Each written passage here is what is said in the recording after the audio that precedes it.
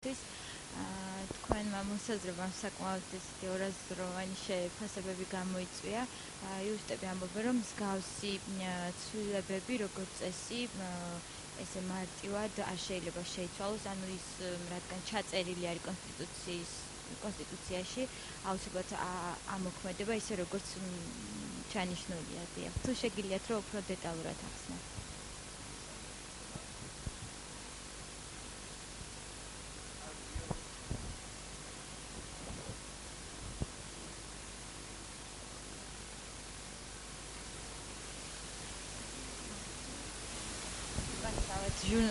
არის ჟურნალისტები. არა, უბრალოდ რასაკ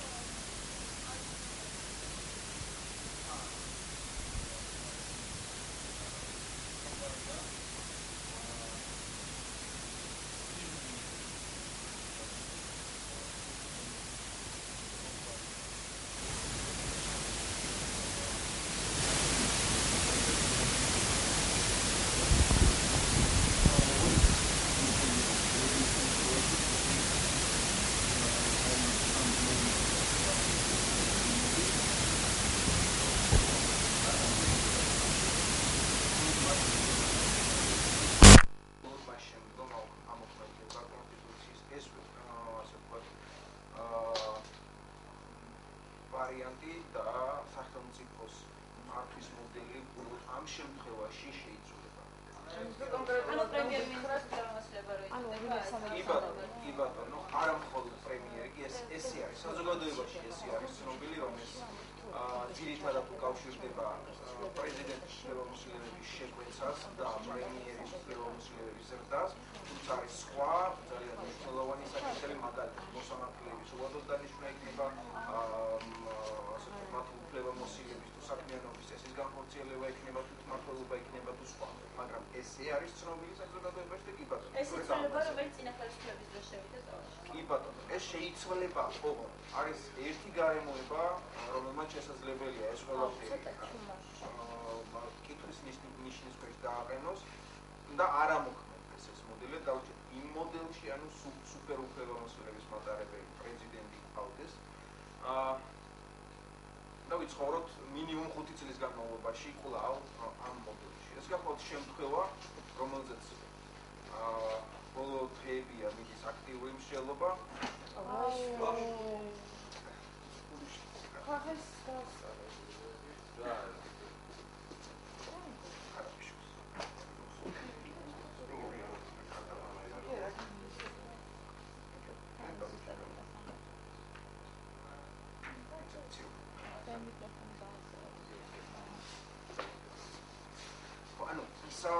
საუბარია იმ საკითხზე, რომელიც ძალიან აქტუალური გახდა და კარგია, მოექცა საზოგადოების ყურადღების ცენტრში ბოლო დღეებია.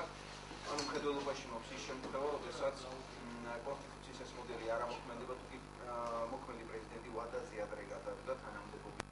ეს ნიშნავს, რომ აი საშემოდგენო მოდელი, დაწოდებული საშემოდგენო დასამოქმედებელი მოდელი აღარასოდეს აღარ ამოქმედება და ისტორიაში შემორჩება ნორმად, რომელიც ასე ვთქვათ, მხოლოდ და მხოლოდ რომელმაც ქაღალდზე ასე ვთქვათ, იარსება 2 წელზე ცოტა მეტი ხნის განმავლობაში და ჩვენ საზოგადოებას ხელისუფლებასაც, რა თქმა უნდა, პირველ რიგში სწორედ მას მოუწევს ზრუნვა კვლავ ასე ვთქვათ პოლიტიკური ცხოვრების და საზოგადოებრივი კონსენსუსის მისაღწევად სამომავლო ასე ვთქვათ მოდელზე. ორი მომენტია აქ, ერთი კონსტიტუციის ამოქმედების საკითხი და მეორე რა შეიძლება გამოიწვიოს პრეზიდენტის გადადგომამ გარდა კონსტიტუციის ამ მოდელის არამოქმედებისა. ამ შემთხვევაში მოქმედი პოლიტიკური მოცემულობა მნიშვნელოვნად იცვლება და ყველას და პირველ რიგში მმართველ კოალიციას უწევს ძალიან საერთო მდგომარეობაში გადაწყვეტილებების მიღება, საპრეზიდენტო კანდიდატის დასახელება. აქვე შეგახსენებთ, რომ თუ კი ჩვეულებრივ შემთხვევაში საპრეზიდენტო არჩევნები, მორიგი საპრეზიდენტო არჩევნები ტარდება მინიმუმ 60 დღით ადრე, ცხადდება და ტარდება 60 დღით ადრე. ამ შემთხვევაში ვადაზე ადრე გადადგომის და რიგგარეშე საპრეზიდენტო არჩევნების ჩატარების შემთხვევაში ეს ვადა მცირდება 15 დღემდე. ეს ის პერიოდია, რომელიც ასე ვთქვათ, შესაძლოა ამ ზაფხულს დაემთხვეს. რატომ? იმიტომ რომ პრეზიდენტს კონსტიტუციით აქვს ვადა 1 აგვისტომდე, რომ გამოაცხადოს მორიგი საპრეზიდენტო არჩევნების თარიღი, რომელიც ოქტომბერში უნდა იყოს, ან იგივე 1 აგვისტომდე მიიღოს მეორე გადაწყვეტილებაც, ეს მისი დისკრეცია რა თქმა უნდა, და დატოვოს თანამდებობა. როდის დატოვებს თანამდებობას? ეს მისი გადასაწყვეტია და ის ამ შემთხვევაში, აი ამ თვალსაზრისით საკმაოდ ისეთ მომგებიან სიტუაციაშია სხვა, ასე ვთქვათ, სუბიექტებთან მიმართებაში, რადგან მას ესე რომ ვთქვათ, დროის კონტროლი შეუძლია.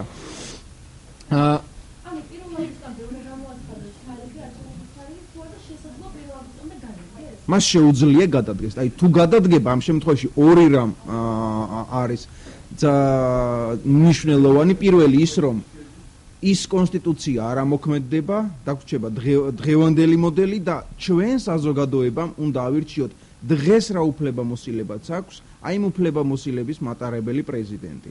და ერთიც არის საიდნოტურ მდგომარეობაში ამ უფლებამოსილების მქონე საპრეზიდენტო კანდიდატად უკვე თვითონ მართლ კოალიციაში ძნელად, ასე ვთქვათ, კონკურენტუნარიანობის თვალსაზრისით ძნელად შეიძლება იყოს გიორგი მარგველაშვილი ჩემი პატივისცემის მიუხედავად და ბუნებრივია მათ მოუწევთ სხვა უფრო მნიშვნელოვან კანდიდატზე, წონად ფიგურაზე, ასე ვთქვათ, მსჯელობა იმისთვის, რომ მართველი კოალიცია ერთი კანდიდატის ირგვლივ გაერთიანებული დარჩეს და იგი არ დაეშალოს.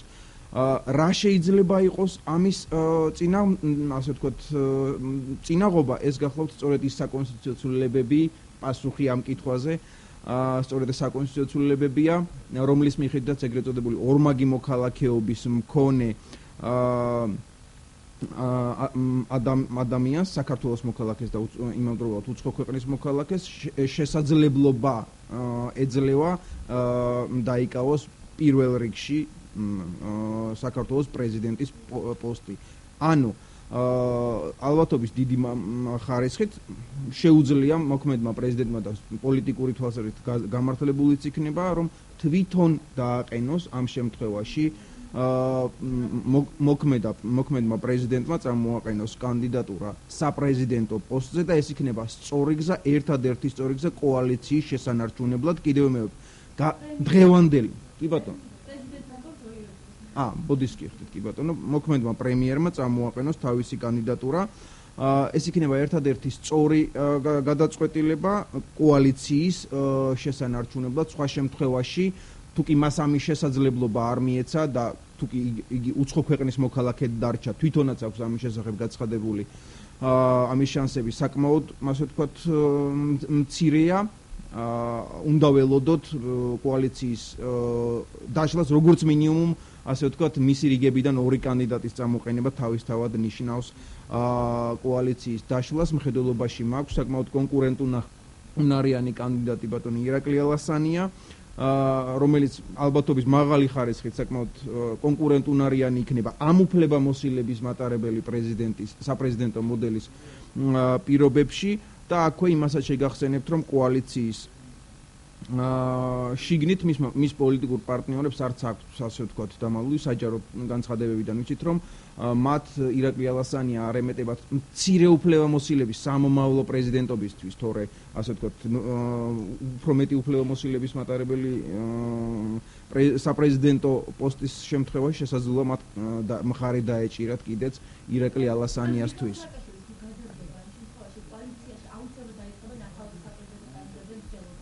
ბუნებრივია 45 დღეში ძალიან გაუჭირდება გიორგი მარგველაშვილს, ძალიან გაუჭირდება გიორგი მარგველაშვილს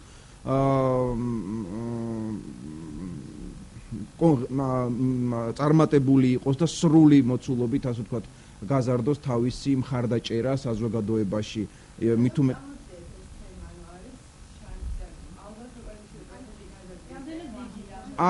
ხო, გეტყვით ახლა კი ბატონო, უწევს სწორედ ამას ვამბობდი შესავლისთვის. ეს არ არის ჩემს მიერ ყოველ შემთხვევაში ახლად გაჟღერებული თემა, ამის შესახებ შეგიძლიათ ნახოთ, თუ გიგესწრებიან საინფორმაციო სააგენტო პირველი ასე ვთქვათ ჩემი ასე ვთქვათ განცხადება შეგიძლიათ ნახოთ. ორი რამ ვთქვი, გასული წლის გაზაფხულზე ჯერ კიდევ კამპანია დაწყებული ესეთ ფაზაში შესული არ იყო, მაშინ ვთქვი ორი რამ. პირველი რომ პრეზიდენტს აქვს საშუალება გამოიწვიოს კრიზისი, დაითხოვოს მთავრობა და პარლამენტი, მაშინ ეს იდეა არ იყო პოპულარული, მაგრამ საბოლოო ჯამში ვნახეთ მარტში რომ სწორედ ამისგან თავის დასაცავად განხორციელდა საკონსტიტუციო ცვლილებები და მეორე რაც თქვი, გასული წლის გაზაფხულზე სწორედ ეს იყო რომ საპრეზიდენტო ასე ვთქვათ გადაწყვეტილების შემთხვევაში, ან ესე ვთქვათ პრეზიდენტის გადადგომის შემთხვევაში კონსტიტუციის ეს მოდელი ვერ ამოქმედებოდა, არ ამოქმედებოდა უпроსწორად.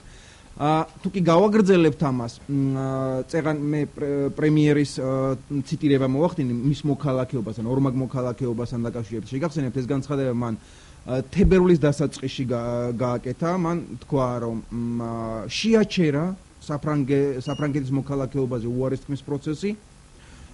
მას აქვს პრობლემა, თუ კი მიიღებს საქართველოს მოქალაქეობას, უნდა დატოვოს პრემიერის პოსტი და ამის წინააღმდეგობას სწორედ კონსტიტუციის 29 პირველი პრიმა პუნქტია და მისი გუნდი დაიწყებს ასე ვთქვათ პროცესს საკონსტიტუციო ცვლილებების განსახორციელებლად. ეს იყო თებერვალში.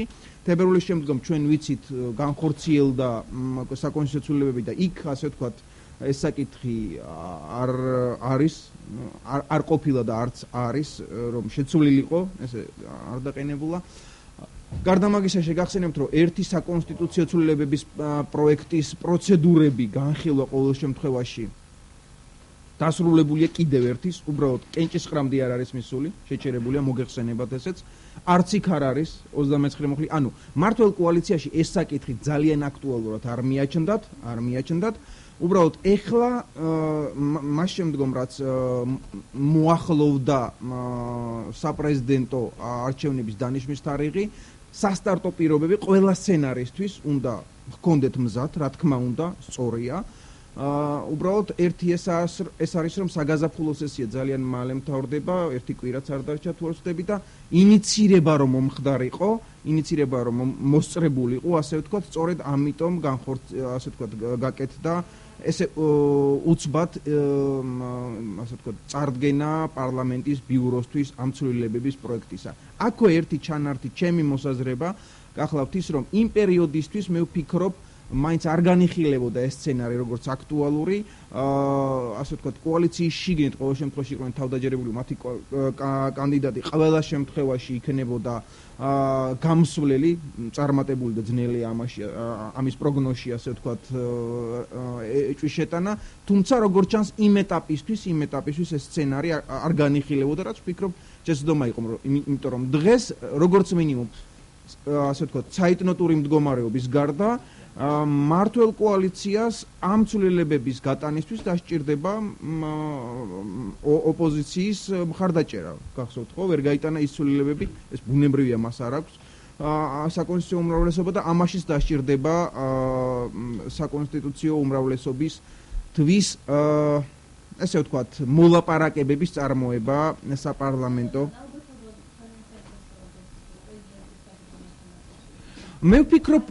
მე ვფიქრობ კი, საკმაოდ პოლიტიკური თვალსაზრისით, მე ვფიქრობ საკმაოდ ოპტიმალური სცენარი შეიძლება იყოს თვითონ მოქმედი პრეზიდენტისთვის, იმის თუ კი გავითვალისწინებთ იმ გარემოებას, რომ მას აქვს ასაკი, რომელიც პოლიტიკურად საკმაოდ ასე ვთქვათ კი ტოვებს ადგილს წარმატებული პოლიტიკური კარიერის არათუ გაგრძელებისთვის, არამედ ხელახლა დაწყებისთვისაც, რისთვისაც მას უპირობოდ დასჭირდება სასტარტო პირობები არა ნულს ქვემოთ, არამედ მინიმუმ ნული მაინც. ეს მეორე, თუ კი გავითვალისწინებთ იმას, რომ თუ კი ამ გადაწყვეტილებას არ მიიღებს და წინა საარჩევნო პერიოდში იქნება პოპულისტური თუნდაც, მაგრამ მაინც მთელი პოლიტიკური სპექტრიდან და ყველა საპრეზიდენტო კანდიდატისგან დარტყმის ობიექტი, პიროვნული დისკრედიტაციის ობიექტიც, რაც ნიშნავს, რომ ნულს ძალიან ქვემოთ ჩავა მისი ისედაც შელახული, ასე ვთქვათ, იმიჯი მოვფიქრობ იმზიდველი არ უნდა იყოს ამასთანავე პოლიტიკურად მას სათქმელი ექნება გამართლებაზე თუ კი ვიმშელებთ რომ მან მიიღო გადაწყვეტილება აიღო პასუხისმგებლობა ან გნებავთ დატოვა ასე ვთქვათ ასპარეზი ახალი პოლიტიკური ცხოვრების განვითარებისთვის და სრული ასე ვთქვათ მართვის მისთვის ხო სამომავლოდ მე არ ვამბობ უახლოესი 5 წლის განმავლობაში იმიტომ რომ როგორც მინიმუმ პრეზიდენტი 5 წლით აირჩევა ვნახოთ შესაძლოა ეს საშუალებას მისცემს იგივე თუნდაც რომ დაიტოვოს შანსი მისი ირგვლივ პოლიტიკური ასე ვთქვათ მოვლენების თუ სუბიექტების გაერთიანების დასაწყისისთვის რომ ვინმეს ბარიერი არ კონდეს თუნდაც რომ ასე ვთქვათ საბოლოო დისკრედიტირებული ფიგურა მისთვის არ იყოს ასე ვთქვათ მისაღები და ეს შეიქმნას ბარიერი თუ სხვა ამასთანავე კი ბატონო ამასთანავე მას ექნება სასაუბრო ესე ვთქვათ უცხოელებთანაც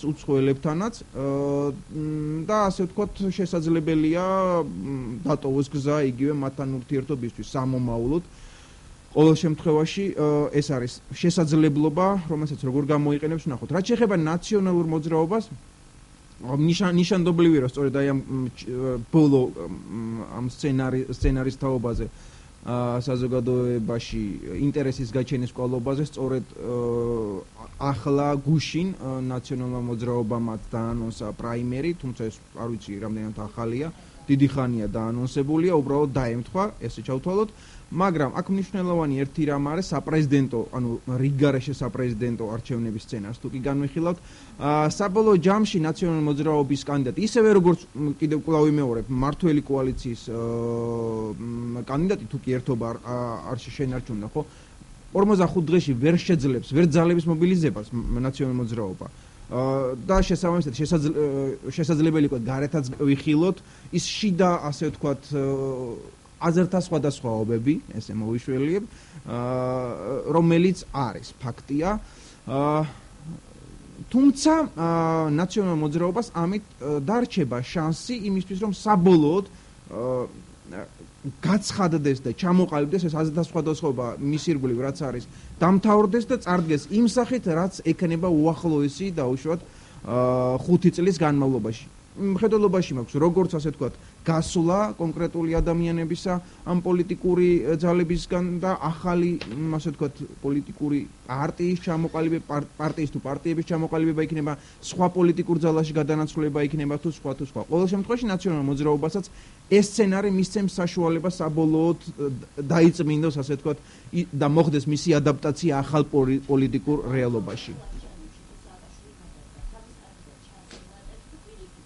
არა ნაციონალურ მოძრაობის კანდიდატს წეღანაც ეს აღნიშნე ვინც არ უნდა იყოს ეს შანსი წარმატების შანსი არ არის და ერთიც მნიშვნელოვანი იქნება რომ ამ შემთხვევაში არა მხოლოდ ნაციონალურ მოძრაობის არამედ ზოგადად არჩევნების შედეგი ძალიან მაღალი ალბათობით დამოკიდებული იქნება არჩევნების მეორე ტურზე, პირველ ტურში, თუნდაც ამ მცირე დროის გათვალისწინებით წარმატებული კამპანიის წარმოება შეუძლებელი იქნება და სწორედ მეორე ტური, ხო, თუ კი ასე ვთქვათ ეს სცენარი განვითარდა. ერთით მნიშვნელოვანი, რატომ არის მოქალაქეობის საკითხი ესე მნიშვნელოვანი და ვფიქრობ ეს დღევანდელი და სამომავლო ასე ვთქვათ ზრუნვის საგანი უნდა იყოს პირველ რიგში პარლამენტარებისა და ცუდი არ ვაქამდე ჯეროვნად არის ზრუნეს და თუნდაც იგივე მარტის საკონსტიტუციოლებისას ეს საკითხი არ გაითვალისწინეს.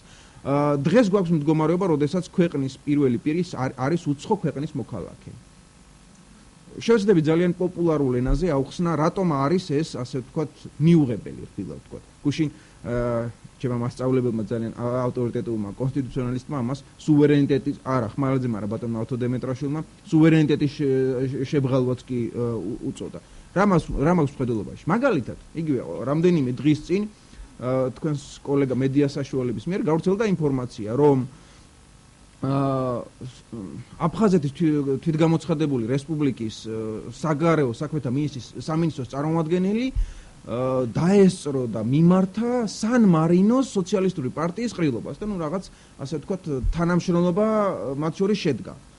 სან-მარინოს საპატიო კონსული საქართველოში გახლავთ დღევანდელი პრემიერია. როგორ წარმოგიდგენთ ახლა საგარეო საქმეთა მინისტრმა უნდა დაიბაროს თავისთან და ასე ვთქვათ ახსნა-განმარტება მოსთხოვოს თუ პრემიერმა თავის თავს უსაყვედუროს. ეს ერთი. მეცაც გეტყვით უბრალოდ პრემიერზე მსჯელობთ ამ შემთხვევაში წარმოგიდგენთ პრეზიდენტი რო იყოს უცხო ქვეყნის მოქალაქე. მას ქვეყანასთან სამართლებრივი ბმა უნდა ჰქონდეს როგორც მინიმუმ ვალდებულებები, მაგალითად სახელმწიფოს დაცვა თითოეული ჩვენთაგანი საქართველოს მოქალაქეობის ვალდებულებაა. ეს მაგალითი მომყავს. ეს ვალდებულება დღეს საქართველოს პრემიერ-მინისტრს არ აქვს. იგი უცხო ქვეყნის მოქალაქეა. სამაგიეროდ მას საფრანგეთის სახელმწიფოს მიმართ აქვს ვალდებულებები, რომელიც კონკრეტულ შემთხვევაში შესაძლებელია საქართველოს ინტერესების საწინააღმდეგოც იყოს. უფრო მეც გეტყვით, გნებავთ პრემიერზე როდესაც მსჯელობ. სახელმწიფო საიდუმლოებასთან დაშვება. კანონმდებლობით უცხო ქვეყნის მოქალაქის დაშვება სახელმწიფო საიდუმლოებასთან არ შეიძლება. ანუ დღეს იგივე მე არ ვიცი, მაგრამ მიმოწერა იგივე პრემიერთან, რომელიც გრიფით საიდუმლო მიდის. ეს ყველაფერი კანონგარეშეა. არ ვიცი, ვერ გეტყვით. მე მეცაც გეტყვით.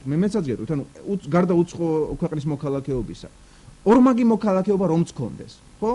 იგივე დღეს მოქმედი კანონის შესაბამისად თანამდებობის პირთან ნუსხას, რომელთაც შეუძლიათ სახელმწიფო საიდუმლოებასთან მუშაობა, ეს ერთი და მეორე, რომელთაც შეუძლიათ სხვა პირებს დართონ ნება, რომ გაეცნონ ეგრეთ წოდებული დაშვების უფლება ვისაც აქვს. ესეთი უფლება არ აქვს საქართველოს პრემიერ-მინისტრს. მას სახელმწიფო საიდუმლოებასთან როგორც უცხო ქვეყნის მოქალაქეს, ან როგორც პრემიერ-მინისტრს, იმიტომ რომ ნუსხაში არ არის ჩამოთვლილი, არ აქვს. კი, არ აქვს. აი, ეს არის ერთი მაგალითი, მხოლოდ უბრალოდ ორი გამოვიდა, ერთი სან-მარინო და მეორე, ასე ვთქვათ, სახელმწიფო საიდუმლოება და რეალურად თუ კი ეს მოდელი დარჩა და გვეყოლა უცხო ქვეყნის მოქალაქე საქართველოს პრეზიდენტად, ამით უნდა შეცვალოს სახელმწიფოს მთელი პრეზიდენტი, თუ კი მან წამოაყენა კანდიდატი და ალბათობის მაღალი ხარისხით გაიმარჯვებს კიდეც, ხო? ანუ მე მხედველობაში მაქვს ის ჩანაწერი, რომელიც კონსტიტუციაში, რომელიც უცხო ქვეყნის მოქალაქეს უფლებას აძლევს, რომ 2014 წლის 1 იანვრამდე იყაროს კენჭი. ანუ რეალურად ჩვენ გვეყოლება ვიქნებით სახელმწიფო, რომელსაც პრეცედენტი ანალოგია რა აქვს მთელ მსოფლიოში, გვეყოლება უცხო ქვეყნის მოქალაქე სახელმწიფოს სამხედრო ძალების მთავარსარდალი, რომელსაც არ ექნება დაშვება სახელმწიფო საიდუმლოებასთან და მთელი სახელმწიფო სისტემა უნდა შეიცვალოს.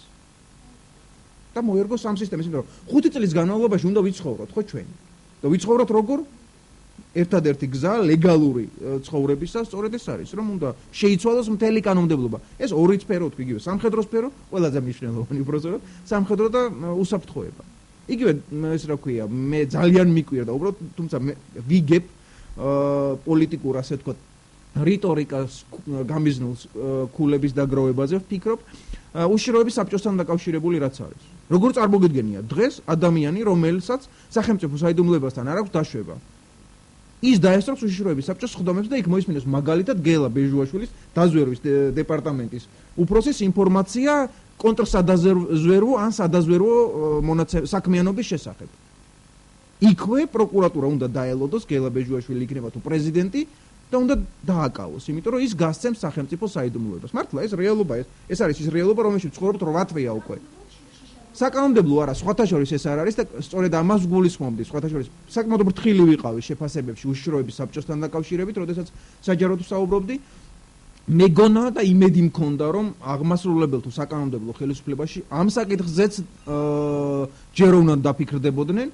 ამას ბევრი არ უნდა და იგივე, როდესაც ვამბობ, ინიცირება გაეკეთებინათ, თქვი ესეთი ფრაზა მაქვს ნათქვამი უშიშროების საბჭოსთან დაკავშირებით, რომ მე პირიქით ამ ფორმატს გამოვიყენებდი ცვლილებების ინიცირებისთვის თუ რაიმე საკითხების ინიცირებისთვის უშიშროების საბჭოზე.